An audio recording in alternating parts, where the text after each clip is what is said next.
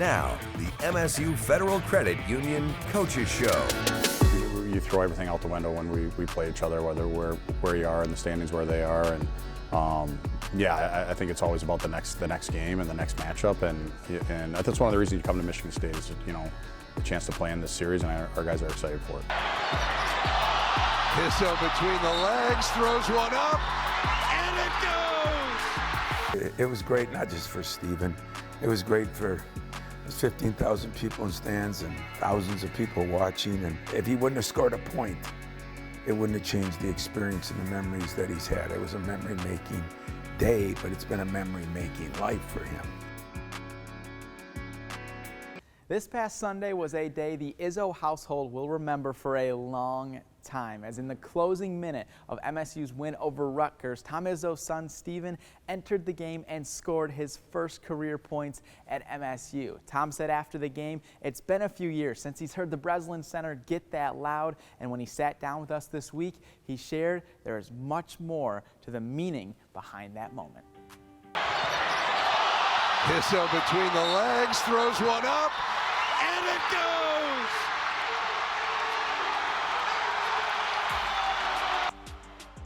Well, I'm sure you've been asked this a bunch of times now about Steven getting his first career points here at Michigan State. We'll first start with the move that he made to get the bucket. A little crossover there. What impressed you about just his ability to get to the hoop?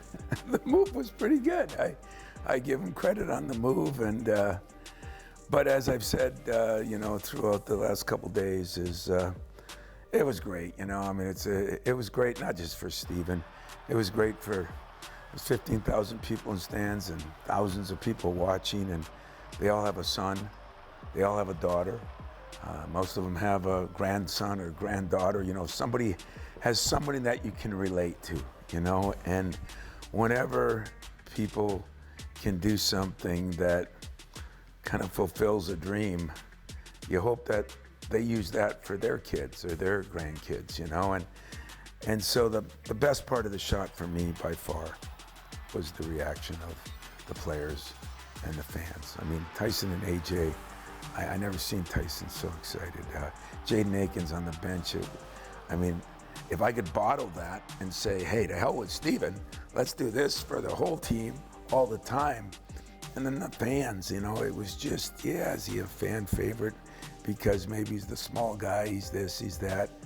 But the bottom line to the whole thing is people left the arena feeling good about athletics, and I think this day and age sometimes it's getting a little crazy out there, and that was a real kind of warm and fuzzy, and not the shot, just the whole reaction to the shot.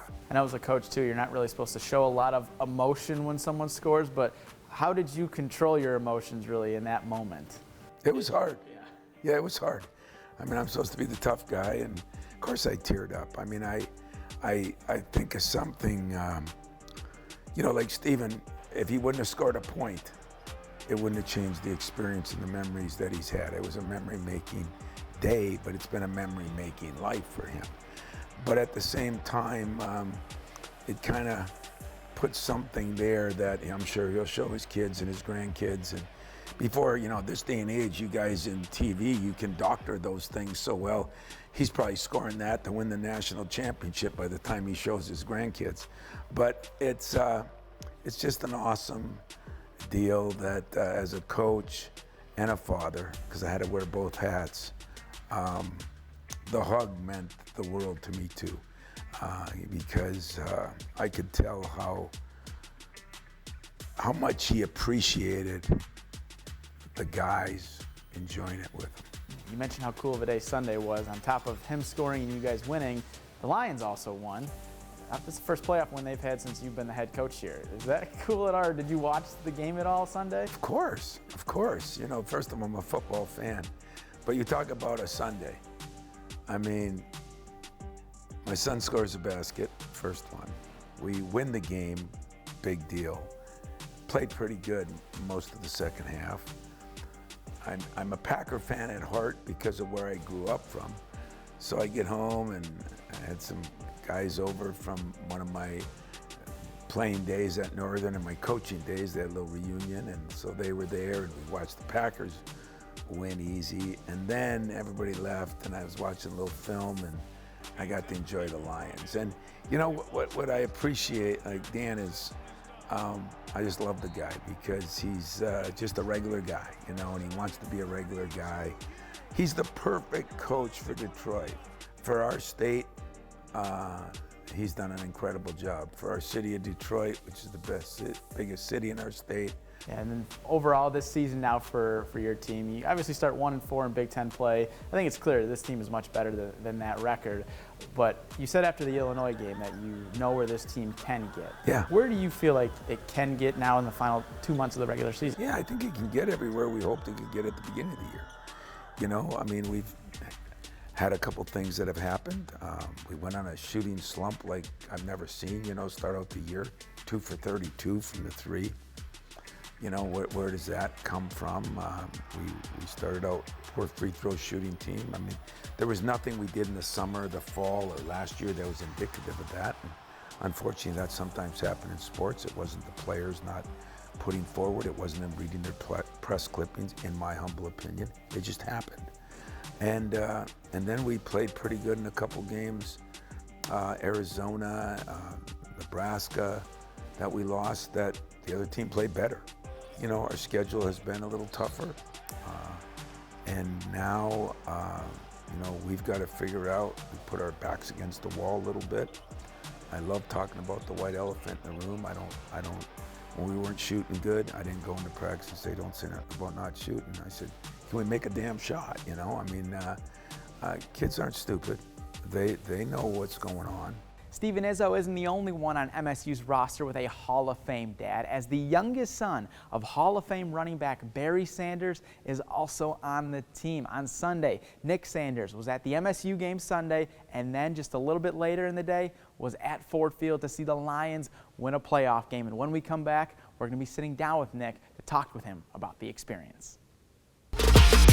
This segment is sponsored by the Lansing Sports Commission. Experiencing a Spartans game is a lot like life. Farm Bureau Insurance sees the connection and is a proud supporter of Michigan State athletics. Find an agent who can protect what matters to you. It all started with an idea. We came here with 2 kids and a suitcase. A business to proudly call your own. The most gratifying part of owning a business is the relationships that have formed over the years. Made even better by a reliable partner to support you every step of the way.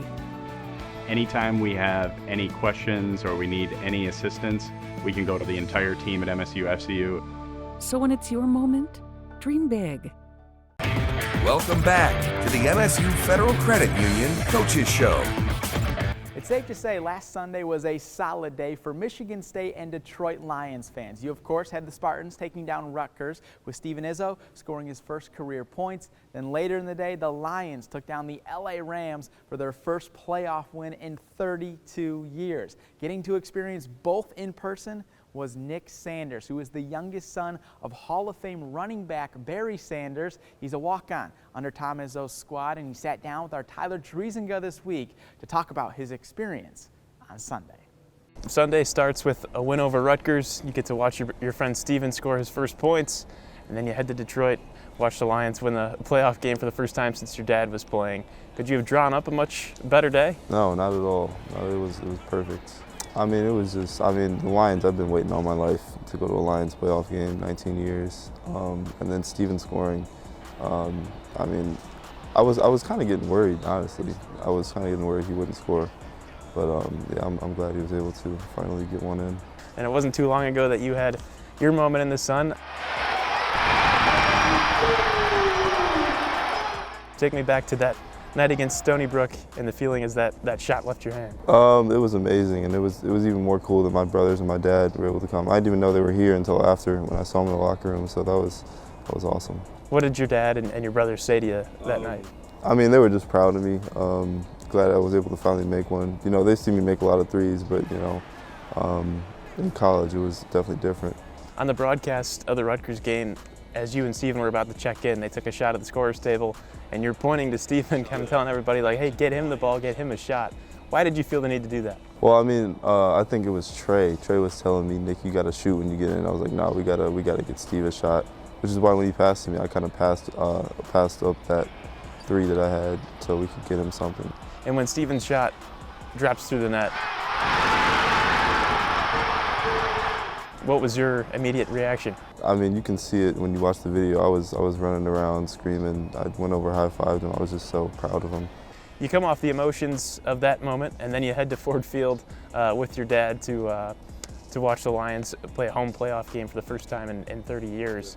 What was that experience like, being there, watching that game with your dad? Well, a lot of people say, playoffs is different, and I'd never got to experience a NFL playoff game before. And so, I mean, just walking in, you could really feel that it was a different atmosphere that day. And I mean, being there with my dad, and I was able to meet a bunch of famous people, Eminem, Big Sean, talked to Calvin for a minute. But yeah, it was crazy. It was electric in there. For the first time in 32 years, your Lions have won a playoff game. And I'm sure people assume you're a die-hard Lions fan because of who your dad is, but how did your fandom kind of develop as you were a kid? Well, I mean, it's not easy being a Detroit Lions fan. So, I mean, there's definitely some tough years, but I'm glad we were able to get one this year, finally. Do you have favorite Lions memories growing up outside of your dad? Probably going to the Lions-Cowboys game. I think it was Calvin's career high in yards that game. And yeah, that was special. Or actually, wait, the statue.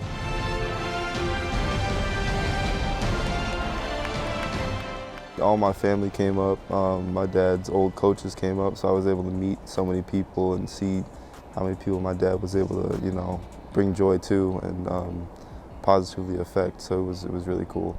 Obviously, you were born after your dad's playing days were over. Unfortunately, yeah. How young were you when you realized just how special he is to the city of Detroit? My older brother puts in a good perspective because we were big Spider-Man fans.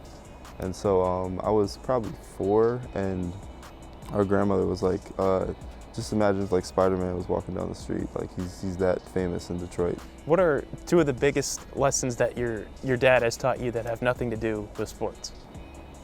Probably don't be afraid of failure, and just that hard work pays off. Nick was recently involved in the documentary about his dad called Bye Bye Barry, and said the trip they took to London was one of the only times his dad has opened up to him and his brothers about his retirement. We need to take one quick break, and when we come back, we're going to be checking in with the MSU hockey team because it is rivalry week. This segment is sponsored by MSU Healthcare. Welcome back to the MSU Federal Credit Union Coaches Show. When thinking about rivalries in college hockey, Michigan and Michigan State is as good as it gets because no 2 teams have met more on the ice than the Spartans and Wolverines. And for those from the state of Michigan, this series takes a whole new meaning, especially for ones like Brighton native Joey Larson, who will get to play in his first rivalry game against the Wolverines for the first time ever. And our Haley Schoengart caught up with him this week. Well, obviously, it's a big week. Being a Michigan native, what does this Michigan-Michigan State rivalry week mean to you? Yeah, it's awesome. I grew up watching Michigan versus Michigan State, so I know all about it, and I'm really excited to play. I think just 2 competitive teams going at it. Like there's a lot of history between the 2 teams, obviously. So I think both teams are probably pretty excited to play in it. I actually did grow up a Michigan State fan. My brother was always a Michigan fan. I was always a State. So even going to the Big Chill, like back in the day, I had my State jersey ripping, and my older brother had the Michigan one. What was your first memory of you on skates? I would say in the backyard rink. My dad used to build a rink every year, and we'd go out there, and me and my brothers were all pretty close in age, so we would get pretty competitive out there. It's always fun times. And then on to high school, you're a back-to-back state champion at Heartland and Mr. Hockey here in Michigan. Looking back at your very decorated high school career, what's one memory that really sticks out? I guess I would just have to say the state championships. We had a few great teams there, and just winning those state championships for our school were awesome. I think we were the first hockey team to ever win it for our school. Well, from high high school, you go to Northern Michigan, you had a stellar freshman year. Back of the net, here come the Cats with another chance. It's Larson alone in the slot. Backhander, he scores! But more importantly, you follow in your mom's footsteps, who swam at NMU. How special was that for you to continue that legacy? Yeah, no, that was great. I had a super fun year there and loved everything about it. My mom obviously swam there, and I had a few aunts and uncles who went there too, so it was pretty cool to be up there.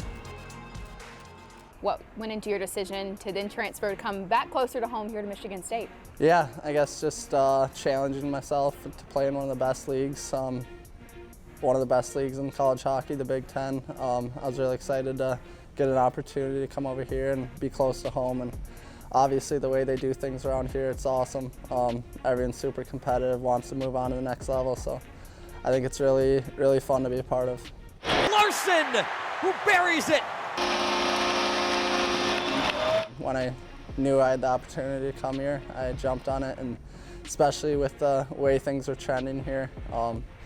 Adam's a great coach, all the coaching staff's great, and I just heard a lot of great things about it, and then obviously they're trending in the right direction, so I knew it would be a great spot.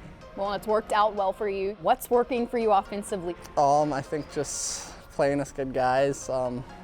We play a fun style of hockey, play really fast hockey, so it's fun to be a part of, and I think our line's just been clicking. Yeah, speaking of your line, it's very unique. You've got a true freshman and then another transfer as well. What has made you guys be able to gel so quickly and so efficiently?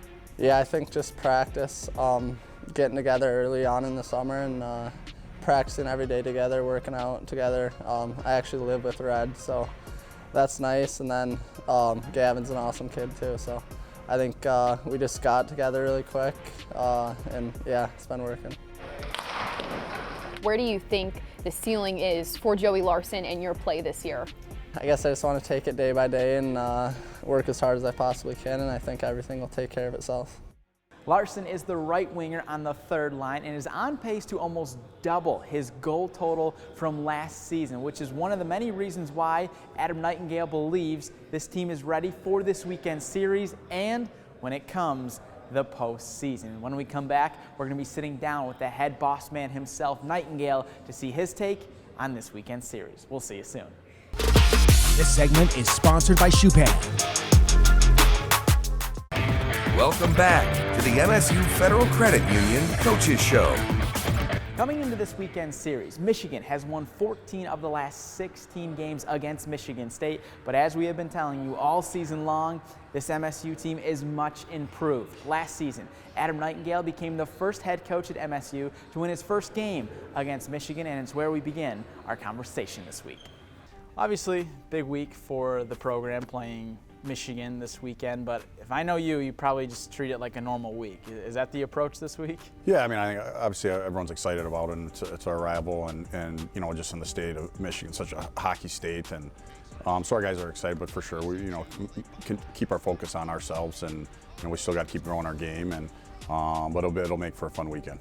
Do you remember when you were first introduced to the rivalry portion in the sport of hockey at all?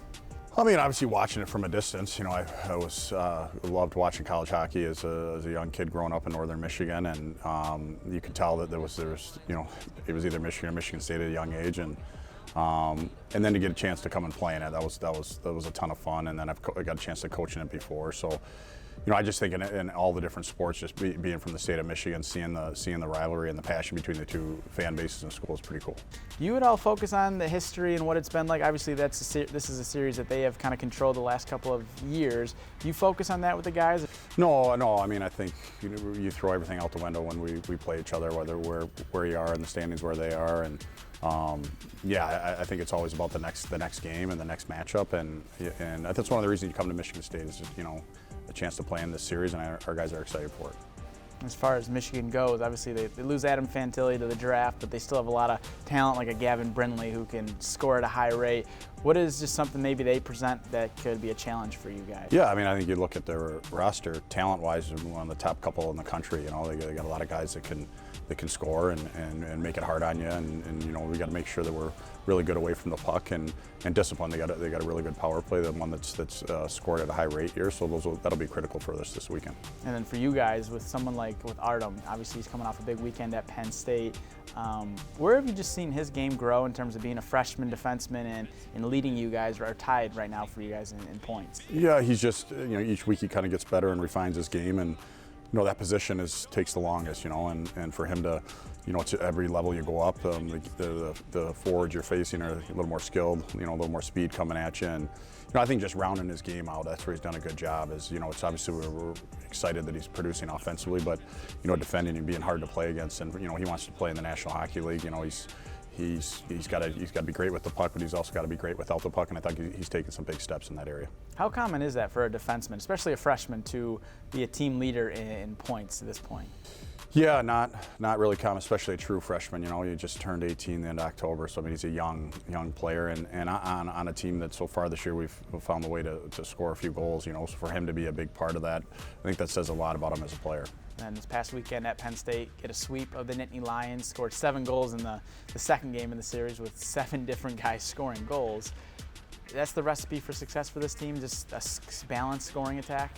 Yeah, I think we got a lot of fortunate for our depth, you know, and you look throughout our lineup, you know, up front, you know, each one of our lines, you know, I know you got to put a line check together, but to say one's 1 and one's 4 is not fair, and everyone's bought into, you know, playing their way, and we got to keep doing that. You know, that's obviously proud of the guys we've done it so far, but anytime you can have depth like that, and you know, that's why playing the game 5-on-5 for us, we think that's to our advantage. What impressed you the most about that series? Obviously, it's the start of the second half in Big Ten play. You're on the road and you get a sweep. Just what impressed you the most? Yeah, not easy to do, and obviously a really quality opponent. I think the way we played the second night, you know, it's hard. You win the first game, and you know they're going to be better. And then we were down 1-0, and there was no panic. We just stayed with it. And I think, you know, one of our goals is try to control games. You know, and I felt like there were some large portions, still areas to work on and clean up, but there were large portions of the weekend I thought we controlled the play.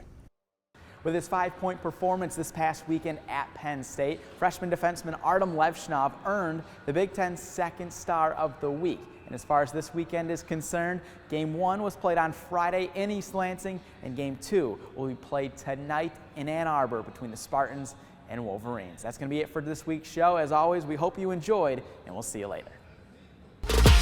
This segment is sponsored by Spartan Dogs for Life.